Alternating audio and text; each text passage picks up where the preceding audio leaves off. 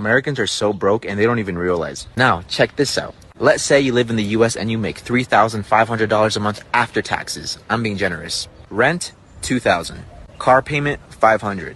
Car insurance, $200. Health insurance, $200. Phone bill, $100. Wi-Fi bill, $50. Light bill, $150. Water bill, $100. What's the point of making more money if you don't get to keep any of it?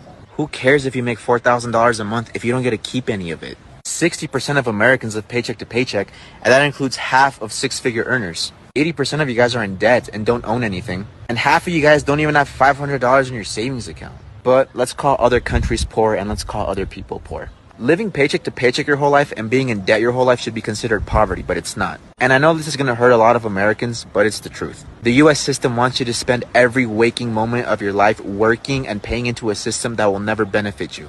Slaving away your whole life just to be retired for a measly 10 years. At least here in Mexico, we own our things. We own our houses. We own our cars. We're not in debt. But anyways, that's a story for another. Americans are so broke.